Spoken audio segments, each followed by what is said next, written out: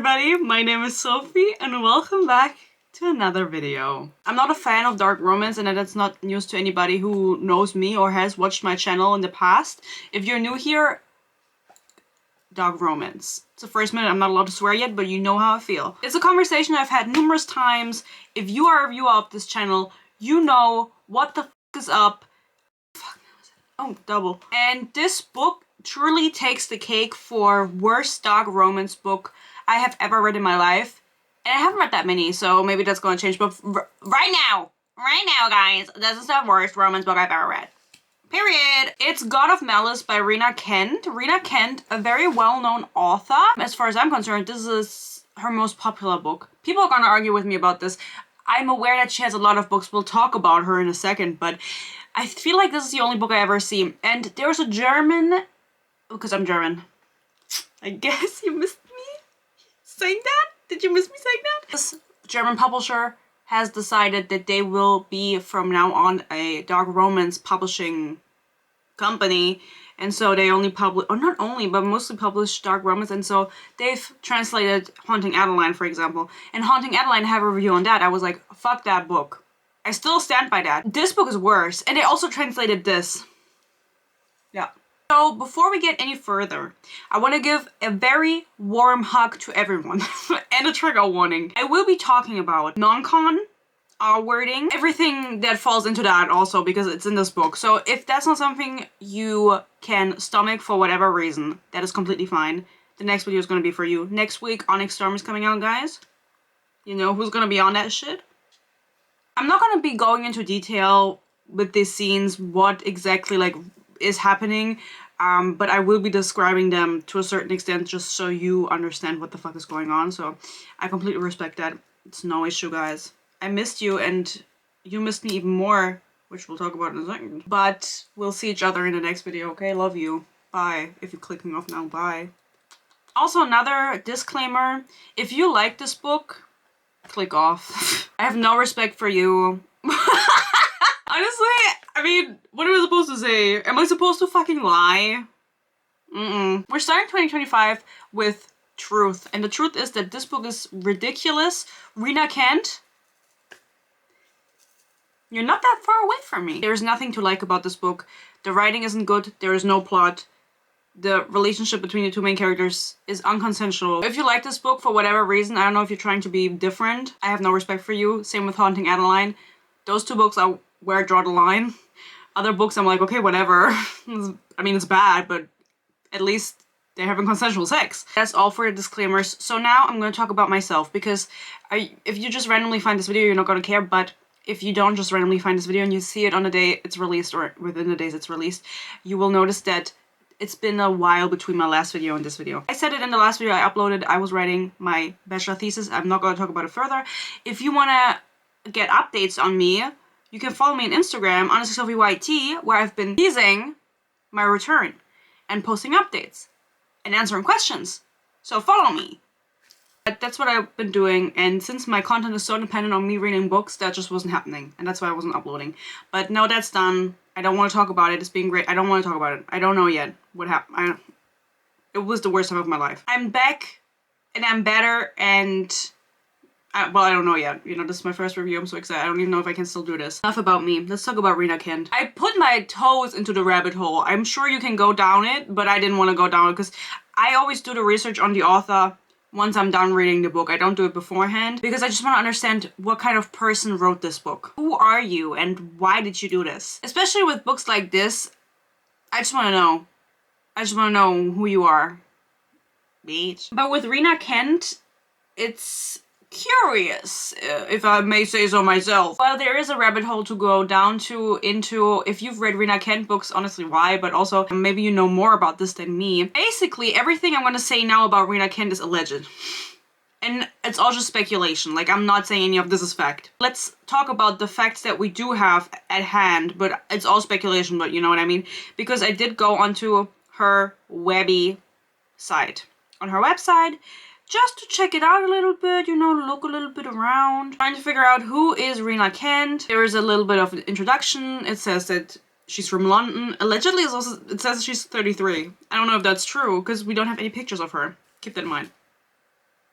I don't know if she's real. So there's this little description about her living in London, being very private, having cats, whatever, and then that's written in third person. Then there's a paragraph on her website in first person that she wrote. And I hate people who fucking... be humble! Anyway. At the tender age of 5, I fell hopelessly in love with a villain from an obscure indie film. Name it. Name it! When he met his untimely end, I sobbed inconsolably. She's using a lot of big words, which she doesn't do in her book. We'll talk about it. Wailing that it simply wasn't fair. My family watched, half amused, half bewildered, as I stood up for the misunderstood bad guy. I don't think you remember this at the age of 5. I'm sorry. I don't remember anything I did at the age of 5. I became conscious at like 8. Maybe that's a little late, but maybe that was for the better. From that moment on, I realized that anti-heroes, villains, and society's outcasts were the characters that fascinated me the most. I have to read this in a British accent. As I grew up... I'm not going to. My vivid imagination... She says this about herself. My vivid imagination and natural gift for storytelling.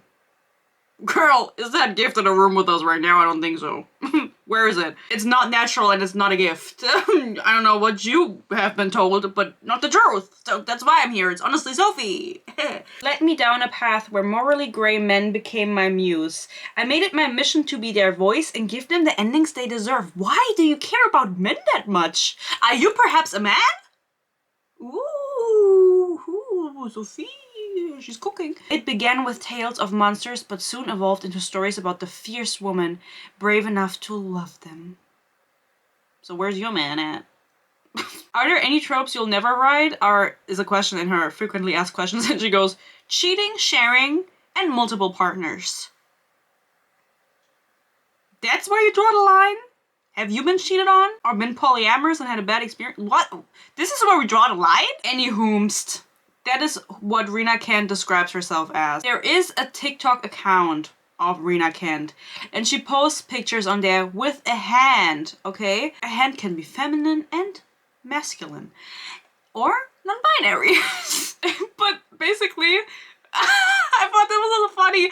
Sometimes I feel like when I post quotes or, I don't know, like passages out of books in my story on Instagram, honestly Sophie YT, follow me, like, I'm afraid that people won't get that it's funny to me. Like, it just, sometimes things read funny to me, and I'm afraid that if I post them and people are gonna be like, this is a normal sentence, bitch. Shut up. She goes with this picture, and it's a book out of the, like the Gods series, that God of Malice, which is the one I wrote. I didn't write it, thank God. I could have, better. The one that I read, this is like the 4th book or something. There's, Legacy of Gods, it says right here. But they're all interconnected. The characters are interconnected, also with her other series, as we'll talk about it. Anyway, she posts this, and I was like, what the fuck is she saying? It says, it's the first so gay. Ooh, just say gay. It's the first I wrote and published on my birthday. You write it and publish it on your birthday? Like this, you wrote it on the same day as your birthday, or... Okay. She wrote and published it on her birthday, which is why it's special. Like, if it had been published on any other day, it would have still been her first gay, but it wouldn't have been on her birthday, so it wouldn't have been as special. So she'd written a few gay couples throughout her books, never lesbians as far as I'm concerned, because again, morally grey men are her muse. No man could ever be my muse, I'm sorry. That is Rena Kent, allegedly. Now, I saw a very interesting TikTok earlier today. This was literally today, which is why I just went down this rabbit hole before starting to film. I didn't even think about talking about this. But while I was reading, I noticed that the beginning of the book reads very differently from the rest of the book.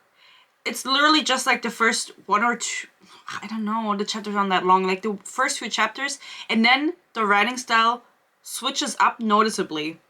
And I was going to talk about it. I was going to be like, why the fuck did she write so eloquently in the beginning, and then she started writing like shit? Like, well, it was shit already, but you know what I mean. And then I was on TikTok, and I randomly get this video on my For You page without searching for it, and it's like a lady talking about the fact that she's reading someone's book. I don't know the author, I'm so sorry. She was talking about the fact that she found out a lot of male authors use female sounding names as pen names because those sell better and to publish those. And she was reading, and by the way, the account is Leonard, and she was talking about the author Mila Kane, and she was like, I'm so convinced that this is a male author writing under a woman's pen name.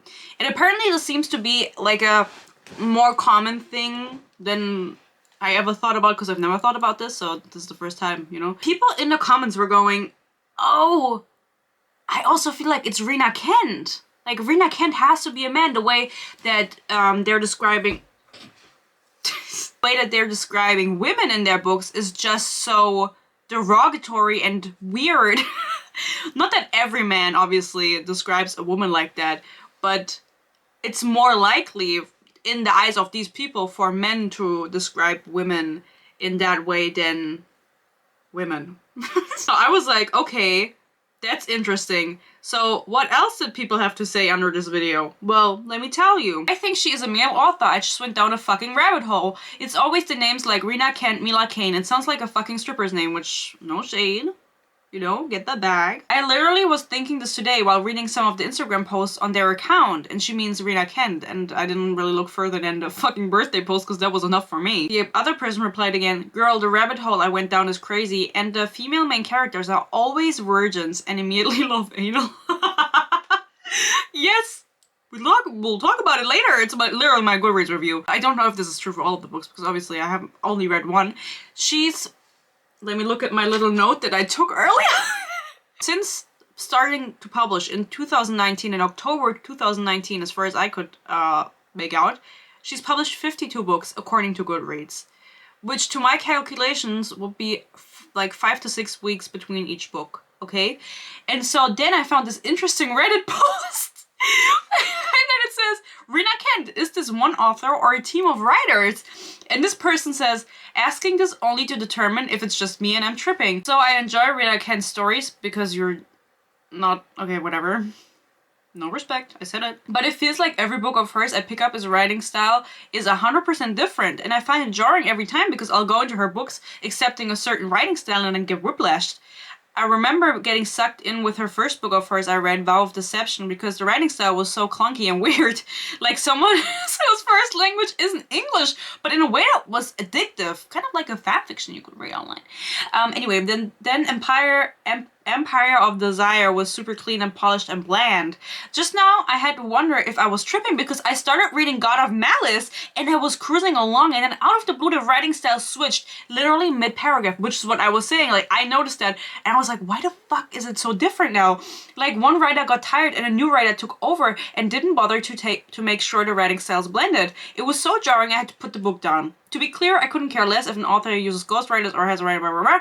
And obviously this is all alleged. This is just, someone commented back and was like, and this was a year ago, I think God of Malice came out in 2022. Someone commented back under that and was like, well, when the conversation of ghostwriters comes up, usually Rena Kent is someone who's mentioned. And now this is only alleged, you know, I'm not saying she's using ghostwriters or she's a group of people sharing a pen name, or she's a man. Ooh, God forbid. I find it funny because I noticed it and now I get this kind of, Bestätigung? I get the confirmation that other people also thought that. And then another note I took is, she has a book where the main character is named Rena. So Rena with an E also in it. And at that point I'm like, girl, were there no other names available? I'm sorry. It's like if I wrote a book and I named the main character Sophia. That's not me. That's not me. She has a different name. So whether Rena Kent is just a lady or a man or a group of people or ghostwriters, I don't know. I can't answer that indefinitely. She does not show herself online. To each their own. I think if you publish shit like this, you should stand on business. This is just something I just have to keep reiterating because I feel like people don't get this. At the end of the day, I don't care. But if you are creating something and you're like confident enough to put it out into the world, then fucking stand on business. It's like if I just made voiceovers over like in graphics, you know what I mean? I was like, I'm not gonna show my face, I'm scared. You gotta be a little scared if you don't show your face, I feel like. Like you are scared of something, I'm not sure what, MI6 maybe? I'm not sure what is the FBI of England. Is it MI6? I'm not sure. Because you're writing shit like this and there's gotta be a reason for it. Anyway, another thing. You're gonna be like, Sophie, can you finally talk about the book? No, because there's another thing that I also found on TikTok. This book has now gotten traditionally published. As far as I'm concerned, I'm not sure how she was publishing them before, but she was self-publishing them, and God of Malice was picked up by a publisher. It's the first book in the Legacy of God series that I mentioned earlier, and this is not her first series. She's written a bunch of other books before. She's written a bunch of other books since then, and this is actually interconnected with another series of hers that's also really popular. Something with it's elite. Something with elite. I don't know what else. There's like a second word I don't remember. I was so confused throughout the book, and we'll talk about it when it comes up, but I obviously didn't know anything about this book beforehand. My members voted for it way back when. Do you even remember me? Hello, I'm Sophie! I didn't know that this was an interconnected world with the mafia and shit like that. And then we got random chapters like over halfway through of the mom's perspective of one of the dudes. And I was like, what the fuck do I care about Astrid? Get the fuck out! Turns out that her original series was about the parents of the kids. Well, about the parents of the people in this book is what I mean, right? About the men. Because they only have sons? Ooh. Weird. But again, you know, they are her muse, so who am I to judge? Honestly, Sophie, I stand on my business. I was really confused about that, and then I found out it was getting traditionally published, also through the German publisher, and there was one singular person talking about this on TikTok, that for it to be published, it had to be toned down. People were mad in the comments, guys. I'm gonna tell you right now what the first scene is, okay? Before we talk about, like, the actual book, before I go into the nitty-gritty. It's a scene where the main character, the main female character, wants to kill herself and throw herself off a cliff. The male character finds her and is like, wow, you're so gorgy, give me a BJ. And then he forces her to give him a BJ while holding her so she doesn't fall off the cliff. That was getting toned down in the published version because it was too extreme for the publisher or whatever. I don't know what the reasoning was. People were mad in the TikTok comments. They were like, how could they do this? They don't understand this. Rape? Oh, I can't say it. Grape? What do I not understand about it? And then the person was comparing it, the published version, to the traditionally published version or whatever, and what they changed about it. And basically she said they made it more so people understand it's dubcon. And I was like, I only know dubstep. Boomerang. No, it doesn't say. Stop. Guys, what does Skrillex say? Because I always thought he said boomerang. Does he say boomerang? But I feel like the other day I found out he doesn't say that. Oh, bangerang.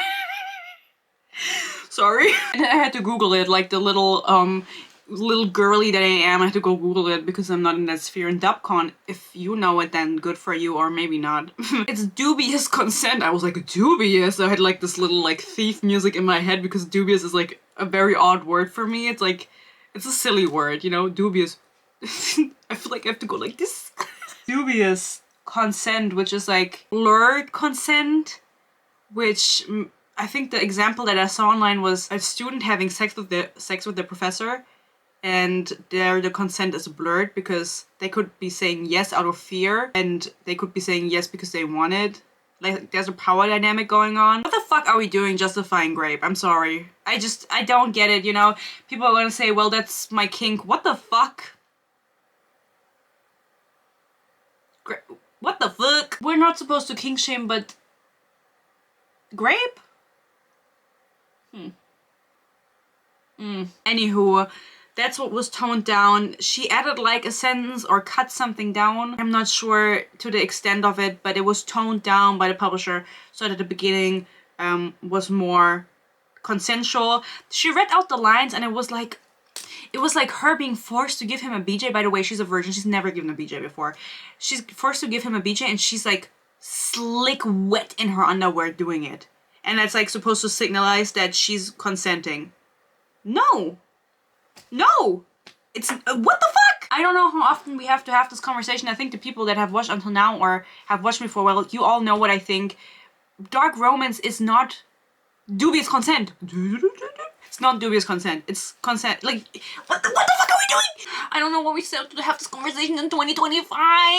Guys, and they're like, they're trying to... I've been up since 5 a.m. by the way, sorry.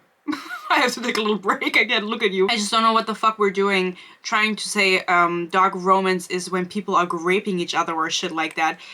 Why the fuck do you want that to happen to between the two main love interests? Like, have the dude kill someone? Okay, that's dark romance. Have him being in the mafia, kill people? Okay, that can be dark romance, but why the fuck do we want them to have unconsensual sex? How is that appealing to anybody?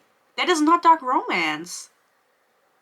That's ridiculous. Oh, and also people were saying, like, in the comments, I just saw this again. Why does George R.R. Martin get to write R-wording scenes, but Rena Kent doesn't? Good question. The main character is called Glyndon or something. I don't care. I'll call her Gigi just because I don't want to say Glyndon the whole time. And then the main dude is called Killian. Beziehungsweise. It's called Killian. I don't know how you say it in English. I know in German you say Kilian. They call him Kill because he's a psychopath. Guys, he's a psychopath. The rep of psychopaths is also very interesting to me. I'm not well versed on psychopathism and what it entails, but he is a psychopath because he heard his dad say that he didn't love him when he was 8. Yeah. He has an older brother. He heard his dad say, we should have only had the older brother because Killian cut open a mouse and showed it to his parents and was like, look at the mouse. And they were like, you fucking weirdo. And then he started med school because that was the only way to look into people. He has a bloodlust he can't explain, and that makes him a psychopath because obviously, since psychopaths can't feel emotion, they want to kill everybody. I'm not sure. Anyway, as I mentioned earlier, we are at the cliff where she wants to off herself. Sophie, why does she want to off herself? Well, there's a simple reason for that. Basically, she had like an almost boyfriend. Their relationship is kind of unclear. They were not boyfriend-girlfriend, but they were almost boyfriend-girlfriend. And he killed himself driving off the cliff in front of her eyes like 2 weeks prior. And so she's at this cliff and it says, a sudden chill runs down my back and I cross my flannel jacket over my white top and denim shorts. Girl, I don't give a fuck what you're wearing right now. I'm gonna be honest. The fuck do you mean? Flannel jacket over my white top and denim shorts? Do you perchance also have a messy bun right now? Perchance? Very odd to write that way. And then she meets Killian and I'm just realizing now what I'm getting into. For some reason he pulls up to the cliff. We don't know the reason right now. We'll find out later. Sees her at the edge wanting to kill herself, not really wanting to kill herself. She's not sure about her feeling. And he's like really handsome, luckily, because this book would not be as good if he was ugly. Imagine he was an ugly fatty that was balding. Oh, God forbid. She goes, his, however, are as dim as the night and just as dark. And the weirdest part is that they're still indistinguishable from their surroundings. If I wasn't staring straight at him, I'd think he was a creature of the wilderness. A predator. A monster, maybe. His deep voice sounds laced with honey, but is actually fogged with black smoke. Again, these metaphors, we're not gonna get any of them again. It has to do with how the word vibrated from his vocal cords before rippling in the space between us with the lethality of poison. What the fuck? You're gonna think this entire book is written like this. No. Fret not, or how do you say? Is it fret? That dude with the fringe? She sees him for the first time in this scene, right? And she doesn't know anything about him. He hasn't even said a fucking word. And in her head, she's thinking, he looks about my age, would be considered handsome by societal standards, and he's an outsider. Oh, and he gives off criminal vibes, but not the petty ordinary kind. He's in a league of his own, a dangerous criminal vibe. The mastermind controlling countless thugs who usually lurks behind the scenes. Girl, where are we getting this information from? He has not said a single word to you yet. Like, how do you read people? She's clocking his tea right now, but how? Anyway, as I said, he puts it in her mouth. Can I get up first? No, what I want happens in this position. And what do you want? Your lips are on my... I'm just gonna say it like this the whole time. This is annoying. As you can get on all fours so I can stick my... in one of your remaining holes. Probably both and in no particular order. Girl, you're gonna give her like the nastiest infection if you're gonna do that. I'm gonna be honest. How many more scenes of whoever Rita Kent is, I'm not gonna presume anything, do I have to read before whoever these kind of authors are realize that anal, unprepared, it's not happening. She's a fucking virgin. And like the second time they do it, he puts it in her ass raw, no prep. Like he puts a finger in before and he's like, that's enough prep. It's not enough prep. There's shit on your finger. I feel like I can't talk that loudly because my parents are in fact in bed. And while they do not speak English, the word is the same in German. So also, I don't know if I read the toned down version or not. I didn't bother to check because I don't think I did, but quite frankly, I don't give a fuck. It was bad either way. The thing she's feeling in this moment, she goes, problem is I've never given head before, so I'm completely out of my league here. He didn't say do it well, and then he also, he clocks her too. He goes, you've never given head before, have you? Oh, he has an American accent. She's of course British. He's of course American. There's like, this is a mafia series. They're either American or Russian or Japanese, because that's where the mafia is at, bitch. He gives her an instruction on how to, you know, do it. And then it turns out he knows her name, and she's like, why the fuck does he know who I am? And he also takes a picture of her, because I feel like she was trying to make him be like a picture taker, but he only does it twice. And then they, like, in this first half, and then they forget about it, that he's like supposed to be into pictures. I mean, he does upload on Instagram, which like, that doesn't count.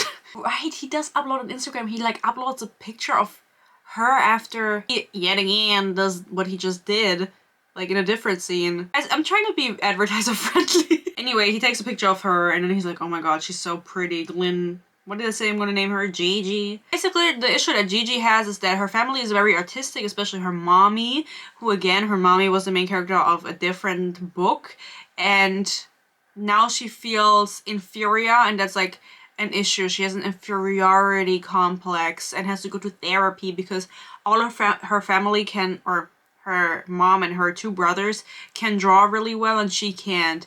So she has two older brothers who are twins. One of them is also a psychopath, coincidentally, and then the other one is just normal, and he's gay, so he's not normal. He's the one that she published a book about on her birthday. That was the first gay book she published. Anyway, we don't really give a fuck. There were so many side characters in this book, and I'm gonna be honest, they were all the same in my mind. Sorry to anyone who gives a fuck, but I didn't.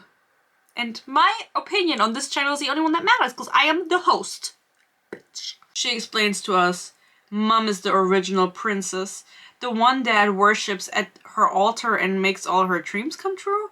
I'm the princess's daughter and, therefore, the little princess? If 2 + 2 is 10. Yeah. Okay. After coming home from this incident, she doesn't report it or anything. I think in the updated version, the lady on TikTok also said that there is a scene where she considers going to the police station. I don't remember if that was in my version. Anyway, it doesn't really matter because she doesn't report it. She doesn't tell anyone about this. I wonder if she, in retrospect, in her life, ever told anyone about it. And also, at the end of the day, / at the end of the book, she does want to put... No, he does want to put a baby inside of her for no particular reason at all. And so I'm wondering, like, imagine if that was your daughter later and she, well, whatever, you know. She paints a picture. She's never been able to paint well, allegedly. And her brother comes into the room in the middle of the night while she's, like, still full of his C word. And in her mouth, she had to swallow. And he's like, wow, this is the prettiest thing I've ever seen. And then she's like, for reals? And he's like, yeah. And she turns around and she looks at it and she goes, why the hell would I paint this ... this symphony of violence? This is low-key like where it stops being written like this. Like, we don't really get chapters like this anymore, or like sentences like this anymore. So I guess the first writer got tired or was busy. I feel like she's just assuming, or whoever wrote this book is just assuming that I know all of the background information. Girl, I don't give a fuck about the parents. I don't give a fuck about the parents. I don't know nothing about them. And so when the chapter came out of the blue about the fucking mom, I was like, why the fuck fuck am I reading about the mom? And then by the end of the book, there's another chapter in one of the dad's perspective, and he's like in a group chat with a bunch of other dads, and they're just texting. I was like, why are we reading this right now? What the fuck do I care about these other dads? Well, it turns out we know them allegedly. Like, we're supposed to know them as the reader. I feel like she shouldn't just assume that I have read all of the other books she's published out of the 52. I'm reading one of the 52 books, and you assume I've read all of the other 51? No, I haven't, and I'm not going to. Do you want me to do a Rena Kent marathon? I would literally combust. But do you know what I mean? I hate when authors assume that, especially when they make it seem like you can read this series individually, and then you can't, because now I'm reading a chapter. I just skipped that entire chapter. I don't know what the dads talked about. I'm gonna be honest, because I was like, why the fuck am I reading this right now? In retrospect, I found out it's because we are supposed to know them. Anyway, whatever. The next morning, after this incident, because this was in the night, she takes a shower. The next morning, I pack my suitcase for the new semester, then I take it. Oh, she even packs before. Then I take a shower that probably lasts for an hour. I scrub my mouth, my hair, my hands, my nails. Why didn't we shower immediately after we got home? You had to paint the Symphony of Violence first? Your priorities already are not where they should be, if I'm being honest. For some reason we're in England, but everyone talks like they are British, even though there are two rivaling schools. We have the school that she goes to, which is the British school, and then the one next to it, university or college or whatever, and it's the Americans. Only the Americans go there, and they are rivals, and they don't interact. The only time they interact is in underground boxing fights that happen once. So they are not that important. Probably, like, since there are 5 or 6 other books in this Legacy of God series with other characters, it does come up again. For this book, it's not really relevant. She just kind of sets it up as like a big deal, and then they go to the underground fighting ring one fucking time. Now, what is the plot of this book? I just realized I haven't said anything about it. Basically, this dude killed himself, or did he, right? Her not boyfriend from the beginning that also wanted to take her with him, but she was like, no thank you, and then he drove off the cliff. She kind of wants to figure out why he did it, but then she gets distracted by a big and that's like the underlying theme of the book, trying to figure out why he did it, and then she like figures out that Killian was involved in it, and she's like, I can't trust you, but it's a very lackluster plot, and I have to be honest, it's like non-existent. There's the big reveal at the end. The dude didn't kill himself, I'm just gonna say no. It was a prank, and it was very rushed in the end. The writing isn't good. Like, there's just too many things adding up for me to be like, why does anybody like this? You know what I mean? Like, why, guys? If you like this book, tell me why. I don't think anyone who liked this book is still here, but anyway, as I said, there's 2 rivaling schools, the British and the American, just like real life. Basically, the Americans are mad about what happened with the tea in Boston. No, obviously they are not. They are funded by the mafia. So now, which one of those 2 do you think the actual explanation is? Because they are both equally ridiculous. It's actually about the mafia and how there is the mafia in... They're in Britain, guys. Be careful when you go outside today. For some reason, they have now decided to fund a school on neutral ground in Britain. Which I don't know if, again, maybe this is explained in other books, the lore, but... That's why I feel like this 52 interconnected series is just not working out. Because, like, how am I supposed to know all the lore? Because she's just expecting me to know. I don't know all the lore. I don't want to find it out. Imagine if I read all of her books and she would repeat all the lore. That would also be ass. It doesn't work. The King's U, of course. They're founded by unknown money, coming from the other side of the pond. Most students there are American and have a chip on their shoulder. And then, of course, there's the Riverdale factions. Heathens and Serpents both have mafia backgrounds, rule the university, and they're rivals. Just so you know, they're rivals. I can never take things like this seriously because to me, and I say this all the time, oh my god, they're supposed to be 19, by the way. They're supposed to be 19. It's like, you are just a 19-year-old dude. Like, shut the fuck up. You are just a man and you're 19 years old, and who do you think you are? And I also think that in real life when people are acting, I'm like, what are we doing? Is it that deep? It's never that deep. And so they're funded by the mafia again. Is he part of the mafia? I don't know. Probably he's part of the mafia, or his cousin is, or something. I'm not sure. In fact, most students at the King's U are associated with the mafia one way or another, and our professors are close with the big guys. Of course, since it's a mafia school or university that the American people go to, there's only 3 majors. Business, law, and medicine. Because it's a mafia. Catches her when she arrives at school for the new semester, right on the first day, like when she's with her friends, or she was like doing something on her phone and was alone for a second. He was like, oh my god, I found you. And she's like, what the fuck are you doing here? And he's like, I literally go to the other school. Like I literally go here.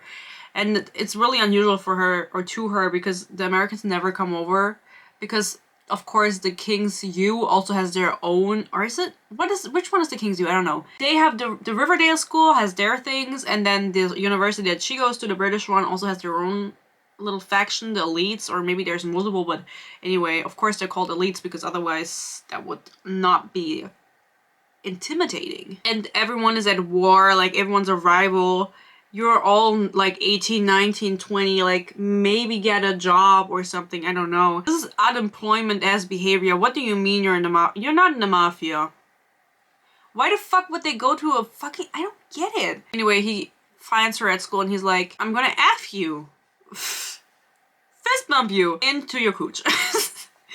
He actually says it at one point. She's like, leave me alone, leave me alone. And he's like, I don't take no for an answer. We will read that multiple times in this story.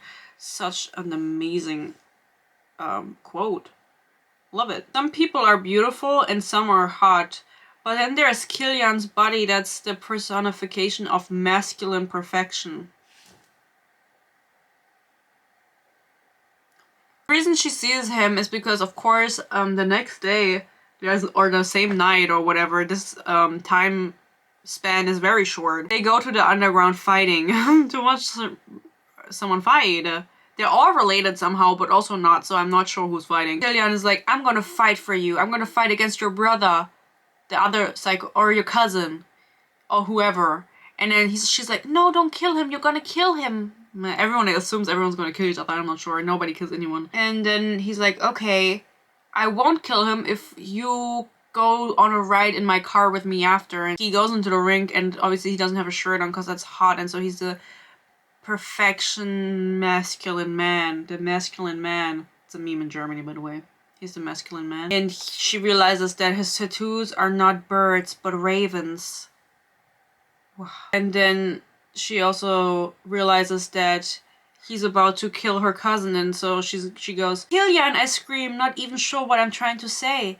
My shout gets Killian's attention though, because he stares at me over his shoulder. He's in the rink, there's an underground fighting going on. They're like somewhere in the ranks. She screams his name, he's like, yes, Starling? She's like, this isn't you, or whatever, and then he, oh my god, I'm already on the sex again. And then he stops and kind of surrenders or whatever. And she's like, oh, thank god this is over. Like, I'm just gonna leave real quick. And he catches her in the parking lot and he's like, where the fuck are you going? Like, I said we're going on a drive. And she says, no, I don't want to go on a drive. And he's like, the word no doesn't scare me, baby. We guys don't give a fuck about its meaning or the lack thereof. Besides, doesn't no mean yes sometimes. This is dubious consent, guys. This is dubious consent. A man saying this to your face, doesn't no mean yes sometimes? You just don't get it, guys. You just don't get it. They're trying to take dark romance away from us. Do you even listen to yourself talk sometimes? Oh, it's fiction. No. No. The reality of way too many people. And it's not cute. And I don't get why this is just in the fucking bookstore and like a 12-year-old girl could get it. I don't get it. On this ride, with his car, they're just kind of driving around. And I think he takes her to a spot that she likes. And he's like, look, I can be nice. And the thing is, he likes her because the dude that didn't kill himself in the beginning, but she thinks killed himself, like that was his master plan to get them connected, to take him out or whatever. He likes the fact that she doesn't consent. And luckily for him, he's hot, because otherwise I don't think that she would be willing. And she isn't willing in the first place, but it's dubious consent. Wait, he takes her somewhere and she's like, oh, I see you, like I can look in your eyes. And he likes that because he feels like people are always so scared of him and they don't see the real him. And her brother is a psychopath, and so she's like, I know psychopaths. I know bangers. She knows psychopaths, so she's not scared of him being a psychopath. I don't know. I stopped filming right at the juiciest part, guys. Yes, because I went to bed. As I said, the underground fighting happens. Oh my god, the girls are fighting. And he said, I'm not gonna kill your cousin if you go on a car ride with me. And in this car ride, he decides to stick his fingers in her coochie.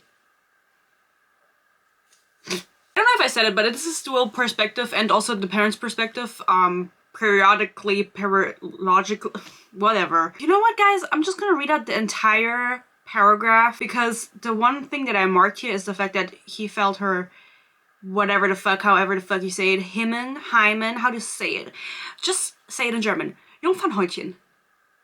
That's way easier to say. Felt that in her cooter and then figures out she's a virgin, which she could have guessed from the fact that she's never had given a BJ, but it's like, that just because you've never given a BJ doesn't mean you're a virgin. But you know, this is how he has the confirmation. That's what I wanted to point out. He sticks his fingers up her cootie.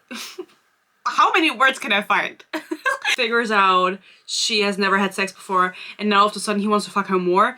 This is the drawback to the beginning when I said, or when I read out a comment where it was like, all the main characters are virgins who love anal.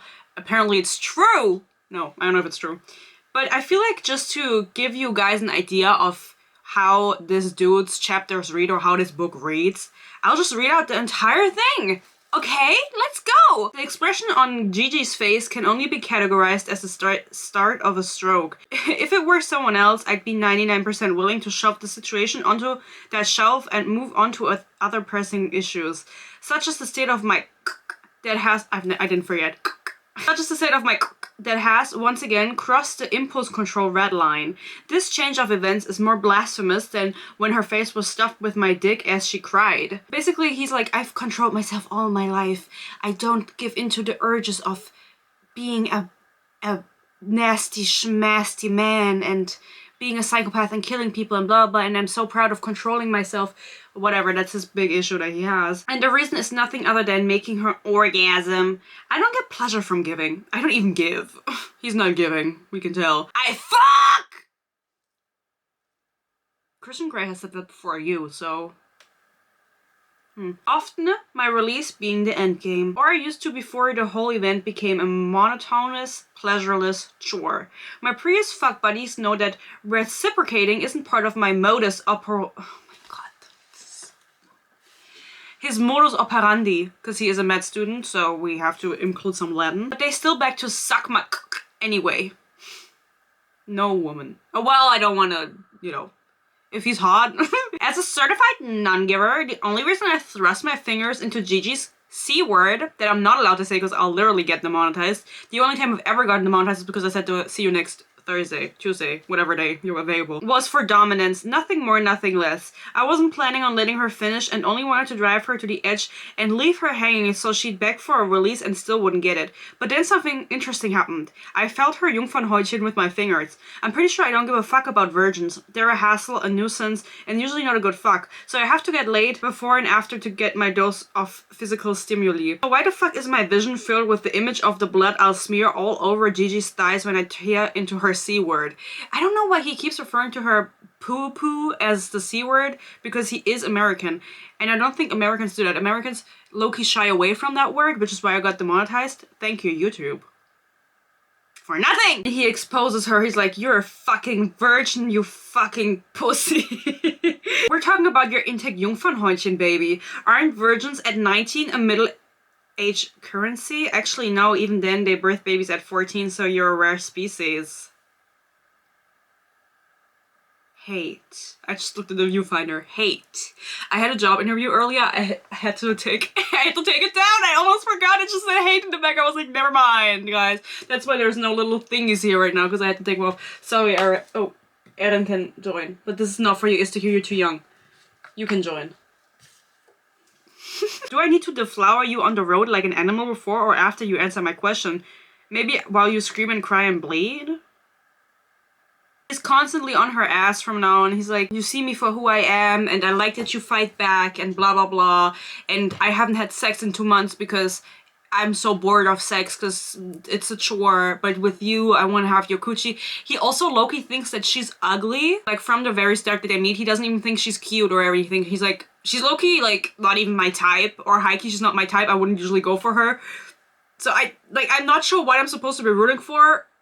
And then he's also raping her. So you know, the bar is non-existent. Others wouldn't be irritating and fight every step of the way. In fact, they'd beg for my attention. And then she goes, well, I'm not others.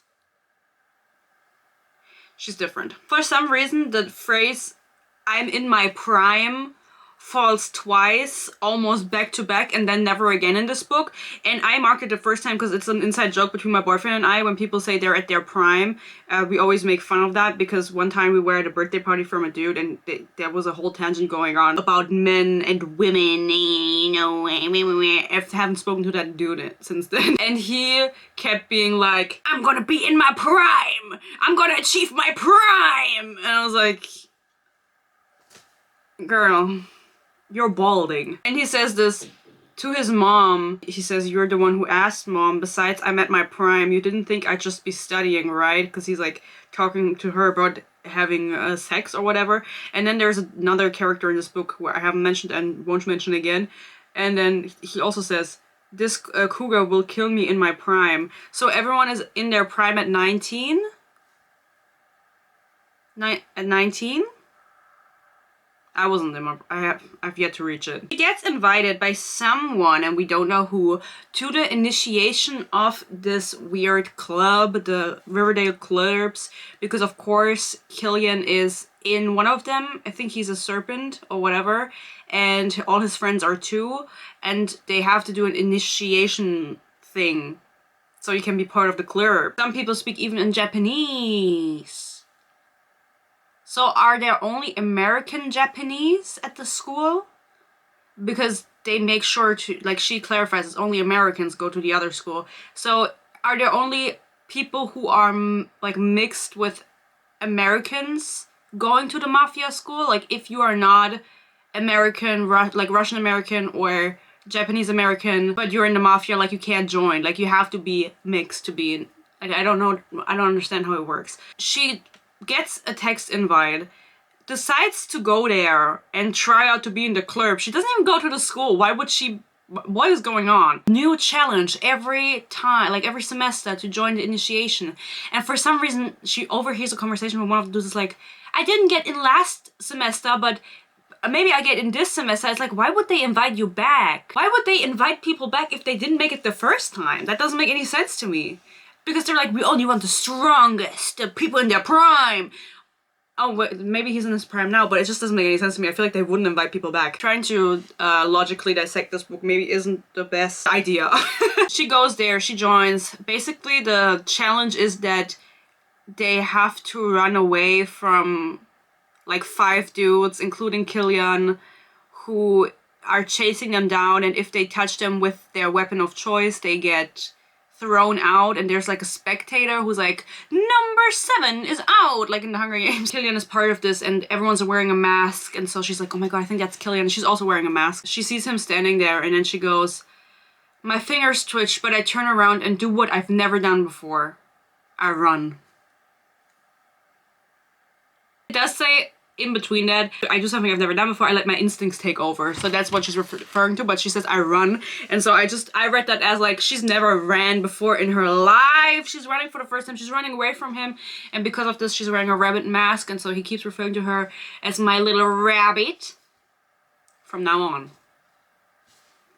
Don't know what you're gonna do with that information, but here you go. He obviously catches up to her. He does not beat her up, but they have a little conversation, and she goes, couldn't you just ask me what my favorite color, band, or film are? So we get a little bit of information about her character, and he goes, you don't have a favorite color since you wear all of them. So if I wear every color that there is do I not have a favorite color? What kind of statement is that? Your favorite band is Nirvana since you have their songs in all your Instagram stories. And your favorite movie is Inception per a painting you posted a year ago on your IG that, it says IG, that was captioned inspiration by my favorite film ever, Inception. He goes, you have an inferiority complex due to your mother's and brother's talent, which makes you look more and more uncomfortable in family pictures as time goes by. It probably started early and on and accumulated over the years until it drove you to that cliff. And she's like, how can you notice? He's like, I can just observe. I'm an observer. He's an empath, but he's a psychopath also. And so the only logical thing he can do 5 pages later is take off his pants. And I cried laughing at this. He unbuckles his trousers and pulls out his very hard cock with purple veins on the side. He makes her give him a BJ again, because why not? And they are still in this initiation thing. Like, there's people around them. They're hiding, obviously, because they don't want to get caught, and they want to join the party or whatever. So they don't know where it is. And later he's like, I put her where the cameras didn't see us. Blah, blah, blah. And he makes her give him a BJ. Pepper's kisses on my folds. Pepper on the folds? Then sucks on them with the and then sucks on, this wasn't even the thing I marked, and then sucks on them with the expertise of a wicked sex god. What? A wicked sex god? What are we doing? Especially if this is a virgin. At this point they haven't fucked yet. If this is a virgin describing it, why is she describing it like this? And I don't really know like how they're doing it. I think they're on the floor and he's like, she was laying down and had his pee-pee in her mouth. And then he also, like, they're doing this as 69 situation on the grass outside with people around them. Not sure if that's what I would choose. Anyway, he says to her also, you're oozing with sexuality. Sexuality? Anyway, now we get the first bit of drama because there's a random girly pop that's like supposed to be making drama, you know, where someone else who likes him or he has had sex before with her, and she makes it through the initiation to become a part of the club, and Glinton doesn't. And so they meet her like at the end, like they had to run over a line or something. They meet her by the line. She's like, oh my god, I made it in the club, the other girl, and blah blah blah. And she's like the evil girl, the bitchy girl, and kisses Killian on the lips. And then Gigi is standing there being like, oh my god, what the fuck is going on? Like, what are they doing? I freeze at how stunning she is, like a model or an actress or both. Okay, I guess this is like 41% and we have to be jealous because this lady kisses him on the lips. He doesn't kiss her back, he pushes her back. He's like, I don't know what the fuck you want from me. Like, I don't care for you. And this girl's like, no, you want to fuck me so bad. Like, remember the last time we fucked? And then she comes up again and she like tries to make Gigi insecure, being like, you're not good enough for him. You don't get him. Like, he wants to kill. He wants to kill. Okay, not my problem. She says to him, I love it when you're being rough. Raw. Rar. Rar. XD. It's like, how many more books do I have to read of very stereotypically weird bitches, like forced drama between women? And then why the fuck is she saying roar? Like, this is, you know, I can't even put into words what the vibe is. What is this core? What is this core? Doesn't matter. You understand what I mean. She's doing it like the most stereotypical way possible. And then Gigi also says that lady has the expression of a badass queen. Millennials love you. Every millennial, oh my god. Every millennial who's watching, love, big love. Anyway, I don't know what happens next. She doesn't make the fucking team, the initiation. She doesn't get through it. He keeps threatening her with R-wording her. There's nothing happening. She makes a plan with his brother for something because she's like, I want to get to the bottom of why this dude from the beginning killed himself and drove himself off the cliff. And then the brother, Killian's brother, is like, yeah, I can help you with that. I will find footage because he was also part of our club or something. And Killian was involved in the death. And then the brother's like, okay, but for this deal, you have to help me make Killian jealous or something. And then he kisses her. The brother's name is Gareth, by the way. Imagine your name is Gavin, whatever, no hate to the Gareths, but it's like, your brother's name is Killian and your name is Gareth. That's unfair. Kisses her on the lips and Killian sees this and obviously freaks out. There's different scenes where he freaks out because men look at her, men talk to her. He's so jealous and controlling. She does not have a life of her own. Like, she does have friends in this book, I have to say, but it's because they're all kind of interconnected, and I think in the other books they also get all like boyfriends from his friend group. So, ugh, what? I don't even give a fuck, I'm gonna be honest. He then just puts his inside of her without her consent. There was no consent given. She did not say yes. But I guess we're supposed to believe she really wants this. Your blood is making a mess of the sheets. Do you see the welcoming ceremony your C-word is holding for me?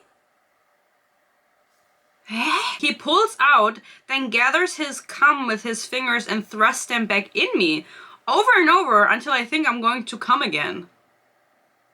And with that, guys, we're taking a break. I have to play a little game.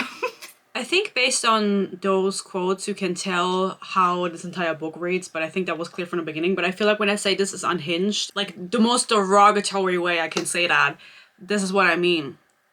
Like, what the fuck? He obsesses over taking her virginity to use her blood as lube until they finally do it forcefully. And it's like, oh no, but she feels relief when she finally gives in.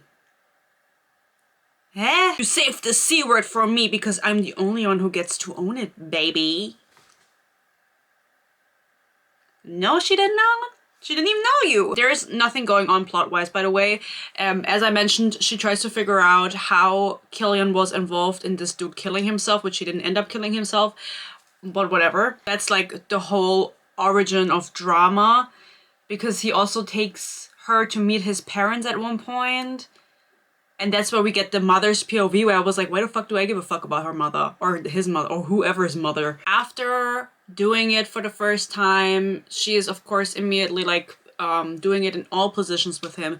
He's immediately putting a finger up there, if you know what I mean.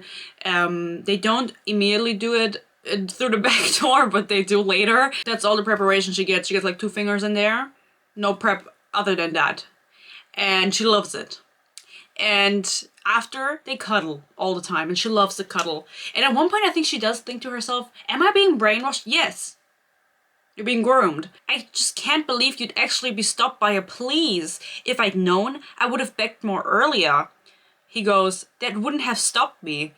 If I decided to fuck my pussy, no one, you included, will be able to stop me. The main character, by the way, I haven't talked about her much besides the fact that she's depressed because she can't draw that well, like her parents, or her mother and her brothers. That is her whole personality trait. She kind of fights against Killian, telling him, no, I don't want it, no, blah, blah, blah.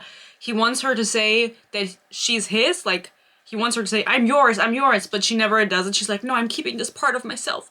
I'm not giving it up, but she's giving up everything else, like her ass hole. That's the entire vibe. As I said, she has friends. They are not really relevant. The friendships are not really developed like a lot at all. And so when I get lines like, I'm the type who barely sleeps in unknown places, it's a defense mechanism so that I can flee whenever possible. Why? You grew up rich. Who are we fleeing from? The tax office? This is also where he starts posting pictures of her on his Instagram, because for some reason all of these men are Instagram famous. I cannot tell you why. Genuinely no idea if there's like a backstory with the parents. They are Instagram famous and so the children are Instagram famous. The first picture that shows up on my feed was posted 1 hour ago and has over 100,000 likes and tens of thousands of comments. What? It's when Killian kissed me against the stairs. His hand is around my throat, the other on my hip, and he's basically eating me for dinner. His bare chest is glued to mine, and the way he's touching me is so possessive that it goes without saying what type of relationship we have. And it's captioned off limits. Girl, that is so embarrassing. Her brother sees this post, and he's also a psychopath, and he has beef with Killian for a reason that I forgot. And he actually ends up kidnapping Killian and like torturing him in a basement. And then Gigi arrives and is like, no, stop torturing him, I love him. And she doesn't say that, but she's like, stop torturing him. If I want to be with him, you can't control that. And then that's the end of that. Okay. After this incident, or maybe not after this incident, maybe this is a little bit before that, before the torturing, Killian starts hanging out with her non-psychopathic brother, because there's another one, And he's like, he's the gay one. He hangs out with him and his cousin, Killian's cousin, and she's mute. And there's also a story about her, like a book about her. I don't know which one it is. I saw it when I was looking through if Rena Can't Even Exist. It's a book about the cousin that is mute by choice because of childhood trauma, and Gigi's psychopathic brother. So they get together in one of the books, and of course she starts speaking and her childhood trauma is healed. I'm just gonna spoil it for you because that dude gets shot. He takes a bullet for her and then she screams his name and then she starts talking again. She's cured because of a big dingly dong. When Gigi walks into the room, she sees her brother and Killian and Killian's cousin, who's mute, playing a video game. And she immediately is jealous and she's like, oh my god, who is that? She's so pretty. Who is that lady? Which, like, at this point, I would probably have, like, looked up his entire family on Facebook. I don't know why she hasn't done that yet. The line goes, she jerks her chin in Killian's direction and signs. Oh, she can't speak. Now I feel like a horrible person for having a tiny grudge against her earlier. Like, even if she were fucking Killian, because she is yet to find out that it's the cousin, even if she were to be, like, persuading him, she would not be mad at her because she's mute? I'm trapped with a monster, one with beautifully cruel features, a sinful physique, and no mask. And he won't even pretend he'll take it easy on me now, will he? No promises of I won't hurt you much or I won't fuck you if you suck me off.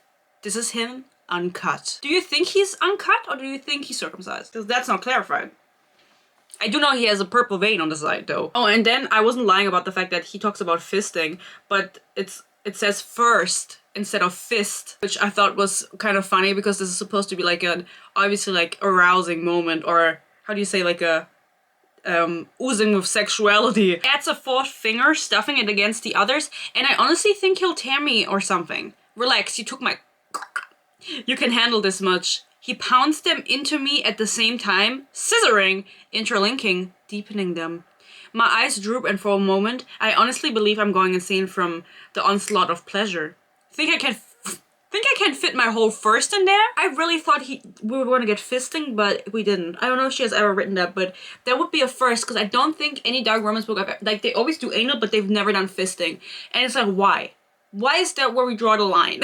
Then, as I mentioned earlier, there is this random lady that made the initiation. Maybe I should, her name is Cherry. Of course, the bitchy girl. And she's working with the dude that killed himself in the beginning, or didn't kill himself, for an evil master plan to, I don't know if they want to kill Killian. I don't know what their plan is at the end of the day, but they are working in cahoots with one another, and she's confronting her now, and she goes, she's confronting Gigi, and she goes, no, he will. Did you know that, like, going to kill you. Did you know that Killian has been repressing his bloodlust and murder instinct since he was in his early teens. How she knows this is beyond me, because I feel like this is not something that he would, like, he wouldn't care, from the way his character is described, enough to tell this to this lady.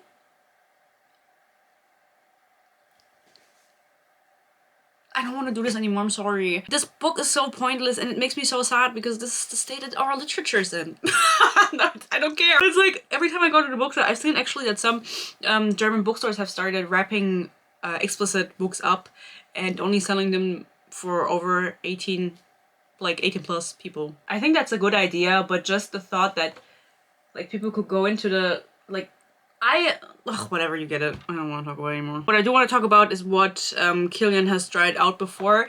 I'm not sure why this is clarified, because we don't get to see it.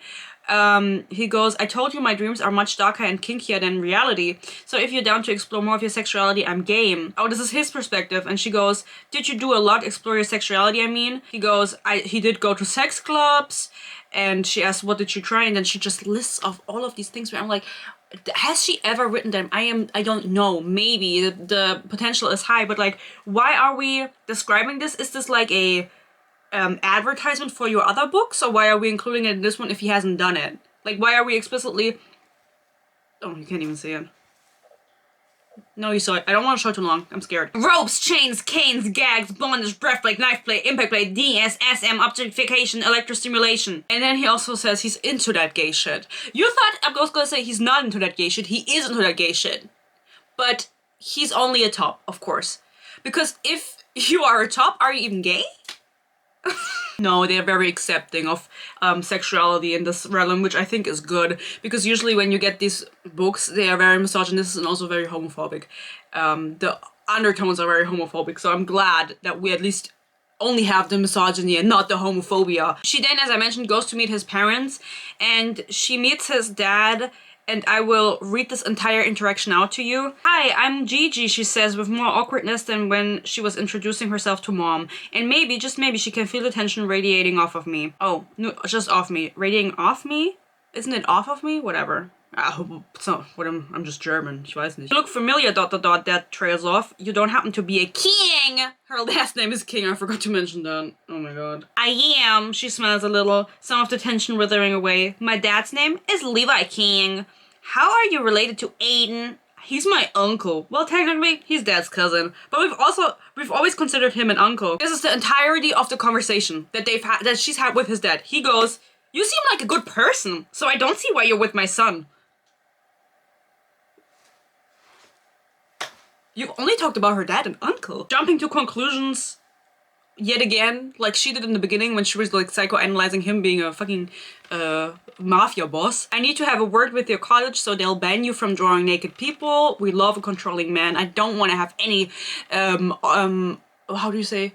Agency. No, take it all away from me. I'm not gonna read out the whole anal scene to you guys. I haven't stooped that low yet. This may hurt. His cock slides between my arse cheeks and he drives inside in one go. Can we like read a book about someone getting like doing it from behind and just like ripping their ass muscle and shitting everywhere? And see, this is now the mom's chapter. I'm just skipping forward. Like again, there's nothing happening plot-wise. I'm just telling you what I marked. I was so confused because I didn't know that we knew the mom or we're supposed to know the mom, and so I was already confused. And it goes, besides, I have a husband who's built like a Viking. The two of us can save the three of them. No questions asked. I don't know what the relevance was of this quote, but like what they're saving them from. But just because your husband goes to the gym and lifts doesn't mean he can save them. She fights with Killian. Reasons unbeknownst to me yet again, guys. I have so much in my head, but that's not one of the things that's in my head. And she leaves. Oh, no. She figures out, or she gets sent a video by an oh my god. Somebody sends her a video to somebody is Cherry, they figure it out later, of Killian talking to the dude that killed himself but didn't. And he says something like, "You're worthless," or something. And then she's like, oh my god, he made him kill himself, which he didn't. That the conversation was like cut down or whatever. And so she's like, I have to leave. He does not try to explain himself at all. He sees the clip that she saw and he was there. Like, he knows that that's not what happened. Like, you know, context is missing. He does not make any attempt to explain it to her further or justify what happened or like, I don't know, make any attempts at remedying the situation. She freaks out, she leaves, she flies the private jet from New York City back to London, of course, because that's just what she does. She's mad at him and takes a picture of her driver's hand, holding her driver's hand, and uploads it on Instagram and says, I take a picture and upload it on Instagram with the caption, I finally found my type. Older man, yum. He freaks out, he texts her, I'm gonna kill him! And then later in the epilogue, it's supposed to be like cute because it says even years later, it's like 3 years later, they're 21, they get engaged, they have a baby, you know how it goes. It's like he still checks every man's hand to figure out who that man was that I posted on Instagram 3 years ago. But thankfully our driver always wears gloves. What the fuck are we doing? What the fuck are we doing? What the fuck are we doing? Anyway, I'm gonna read out now to you why, what happened with the dude that killed himself but didn't. I never even said his name, I'm not going to now.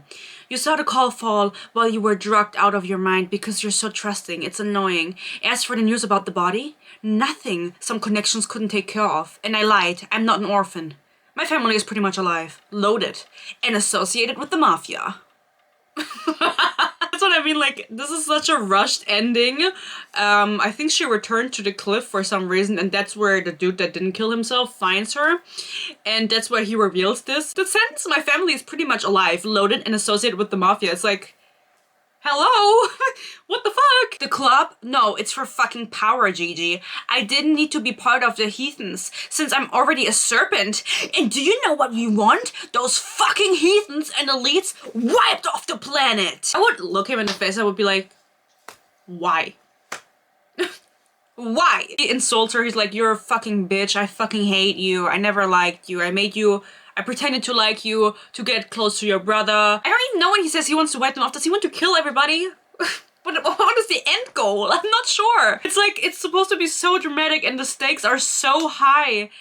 But because she cannot ride, just like so many people these days for some reason. Anywho, he beats Gigi up in the forest, wherever they are right now. Beats her the fuck up, leaves her there to die. She does not die because Killian finds her and then goes to beat him the fuck up, but doesn't kill the dude. So like, I don't know what this entire talk about the bloodlust was the whole time, because at the end of the day, nobody dies, and that is super disappointing because you were hyping it up. And I was expecting it, and it didn't happen. So why are we not delivering on our promises?